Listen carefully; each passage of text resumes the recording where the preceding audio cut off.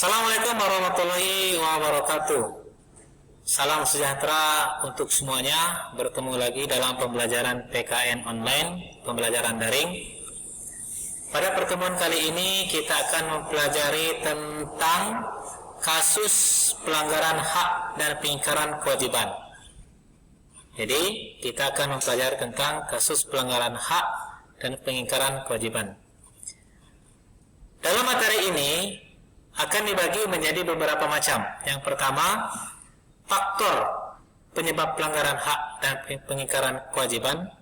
Yang kedua, kasus pelanggaran hak warga negara. Yang ketiga adalah kasus pengingkaran kewajiban warga negara. Seperti pembelajaran sebelumnya, ada beberapa bentuk kewajiban warga negara terhadap negara, negara terhadap warga negara. Ada beberapa hak warga negara terhadap negara, negara terhadap warga negara. Kita mulai saja. Yang pertama, apa faktor penyebab pelanggaran hak dan pengingkaran kewajiban? Ada beberapa faktor penyebab pelanggaran hak dan pengingkaran ini. Yang pertama adalah faktor eksternal. Apa itu faktor eksternal? Faktor yang berasal dari dalam diri. Yang pertama adalah sikap egois. Adalah sikap yang acuh tak acuh terhadap sebuah lingkungan, sehingga bisa menyebabkan pelanggaran hak dan pengingkaran. Yang kedua, rendahnya kesadaran terhadap peraturan. Contohnya, sudah ada peraturan tapi tidak diikuti. Seperti peraturan dalam berkendaraan lalu lintas, tidak menggunakan helm, tidak membawa surat kendaraan bermotor. Kalau di lingkungan sekolah, contohnya tidak mematuhi tata tertib peraturan sekolah.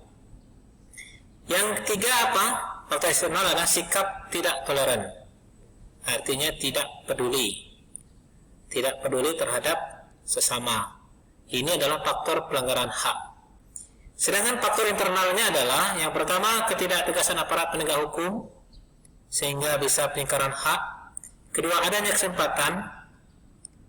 Ketiga, minimnya sosialisasi peraturan dari pemerintah sehingga banyak yang tidak mengerti yang mana hak dan yang mana kewajiban. Yang selanjutnya adalah penyalahgunaan kekuasaan yang sudah diamanahkan tidak untuk kepentingan rakyat. Selanjutnya adalah terjadi krisis moral dan karakter bangsa. Contohnya perilaku-perilaku yang menyimpang pada warga masyarakat yang bisa menyebabkan penyebab pelanggaran hak dan pengingkaran terhadap kewajiban.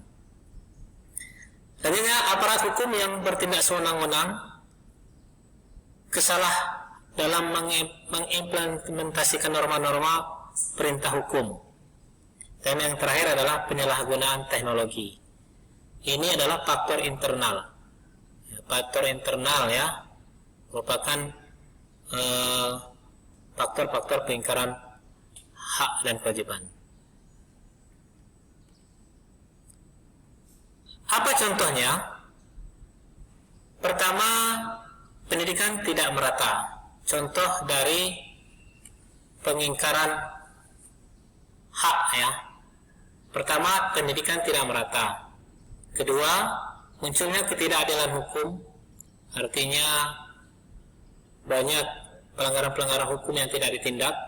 Ketiga, menciptakan kegaduhan di perpustakaan, ini seperti di lingkungan sekolah. Keempat, tidak mendapatkan kesempatan memilih. Artinya dia tidak punya hak sebagai warga negara. Kelima, banyaknya anak di bawah umur yang harus mencari penghasilan. Dan seyogyanya dia harus belajar karena sesuai dengan usianya dan teman-temannya, bukan untuk mencari penghasilan atau membantu orang tua karena masih dalam tahap pendidikan. Selanjutnya apa contohnya? Tingginya angka pengangguran merupakan contoh dari pengingkaran hak. Apa itu contohnya di situ? Tidak terbayarnya pesangon atau gaji dari karyawan apabila mereka di PHK. Dan ketujuh adalah pelanggaran hak cipta, contohnya pembajakan-pembajakan yang dilakukan oleh oknum-oknum tertentu yang merugikan para pemilik hak cipta, contohnya hak cipta dalam sebuah kegiatan usaha ataupun hak cipta dalam sebuah karya seni, lagu, tari, dan lain-lain. Itu contoh dari pengingkaran hak. Terus, seperti apa kasus pengingkaran kewajiban warga negara? Kita lihat bersama-sama. Yang pertama adalah melanggar aturan berlalu lintas. Contohnya tidak menggunakan atribut kendaraan seperti helm, kaca spion, dan lain-lain, dan tidak memiliki surat kendaraan bermotor. Contoh kasus pelanggaran kewajiban yang memang seyogyanya wajib dimiliki oleh setiap pengendara bermotor. Yang lainnya adalah menghindari tugas menjaga keamanan lingkungan. Ini contoh ada di dalam masyarakat. Contohnya adalah ketika kita diwajibkan untuk menjaga keamanan lingkungan yang kita kenal dengan Siskamling yang sudah ditugaskan kepada warga masyarakat. Apabila kita tidak melakukan hal tersebut, itu termasuk contoh pengingkaran kewajiban karena sudah diamanahkan. Yang ketiga adalah unjuk rasa yang berakhir ricuh. Kenapa demikian? Karena seyogyanya unjuk rasa adalah menyampaikan pendapat, menyampaikan gagasan terhadap negara ataupun organisasi maupun kelompok yang bertujuan untuk mendapatkan sebuah solusi dan jawaban. Tetapi apabila sudah berakhir ricuh, itu sudah mengingkari dari peraturan-peraturan dalam hal berunjuk rasa yang sudah ditetapkan oleh pemerintah. Dan yang terakhir, yang keempat, tidak membayar pajak. Tidak membayar pajak di sini banyak hal. Pertama mungkin tidak membayar pajak kendaraan bermotor, tidak membayar pajak bumi bangunan, tidak membayar pajak perusahaan, dan lain-lain. Ini adalah contoh pengingkaran kewajiban yang seyogyanya sudah menjadi kewajiban dari warga negara karena sudah diberikan kewenangan untuk melakukan aktivitasnya di wilayah negara Kesatuan Republik Indonesia. Maka dengan itu, apapun halnya, kita sebagai warga negara apabila tertera untuk membayar pajak, maka bayarlah tepat pada waktunya. Itu semua untuk pembangunan di wilayah negara Kesatuan Republik Indonesia.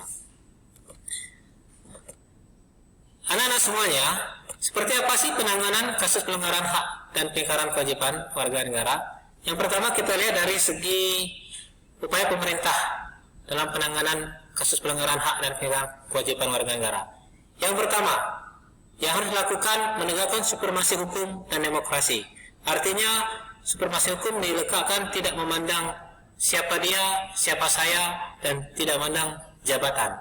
Hukum harus sama. Hukum tegakkan untuk semua warga negara Kesatuan Republik Indonesia sesuai dengan pasal 27 ayat 1. Yang kedua, meningkatkan kerjasama yang harmonis antar kelompok sehingga menyebabkan sebuah hubungan yang erat sehingga tidak terjadi kekisruhan ataupun semacam gejala-gejala yang terjadi dalam masyarakat. Contohnya kegiatan musyawarah untuk mencegah terjadinya kasus-kasus yang akan menyebabkan keributan dan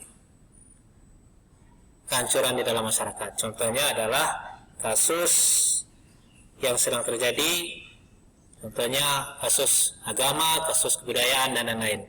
Ketiga, mempertegas peranan lembaga penegak hukum. Keempat, meningkatkan kualitas pelayanan publik. Kelima, meningkatkan pengawasan dari masyarakat dan lembaga-lembaga politik. Keenam, meningkatkan partisipasi prinsip kesadaran berbangsa dan bernegara. Ketujuh, meningkatkan profesionalisme lembaga keamanan dan pertahanan negara. Itulah adalah upaya pemerintah dalam penanganan kasus pelanggaran hak dan pengingkaran kewajiban. Sedangkan yang selanjutnya adalah bagaimana membangun partisipasi masyarakat dalam pencegahan tersebut.